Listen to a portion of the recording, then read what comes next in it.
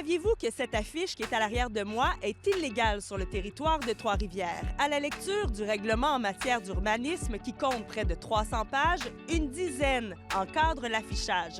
Et on y apprend qu'il est interdit d'utiliser un arbre, une clôture, un lampadaire ou encore un poteau.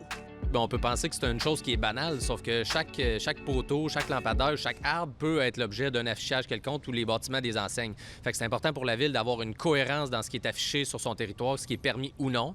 Résultat, même la traditionnelle annonce de chat ou chien disparu n'est pas permise. Si on se fie au règlement d'urbanisme noir sur blanc, tout ce qui est sur le domaine public, dans un poteau, dans un lampadaire ou autre, en théorie, on n'aurait pas le droit d'indiquer des choses dessus, que ce soit pour un chat perdu, que ce soit pour une promotion d'événements ou autre. C'est sûr que nous, on n'a pas une police sur le terrain qui va retirer les pancartes à chaque fois. Si sur un lieu public, ça devient comme encombrant puis ça nuit à la quiétude des lieux ou n'importe quoi d'autre, bien là, la Ville va intervenir et va retirer des choses. Mais c'est de trouver cet équilibre-là entre la tolérance puis l'application du règlement.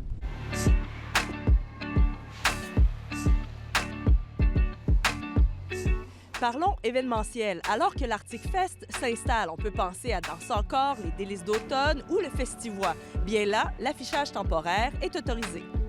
Feu vert aussi pour ces supports publicitaires de type chevalet pour notamment les restaurants ou encore les boutiques, parce qu'ils sont perçus comme la continuité du commerce. Mais attention, ils ne doivent pas être installés n'importe où. Si on a un restaurant du centre-ville qui vient mettre une pancarte, par exemple, au parc Champlain pour inciter les gens à venir chez lui, bien là, ça contrevient à la réglementation nécessairement. Actuellement, dans le centre-ville, c'est majoritairement la campagne Faire front de la CSN qui est visible. Le président régional de la centrale syndicale a décliné ma demande d'entrevue. Il a admis ne pas connaître cette interdiction, ne pas avoir l'intention de retirer les affiches pour le moment, mais que si une plainte était déposée, une réflexion interne serait faite.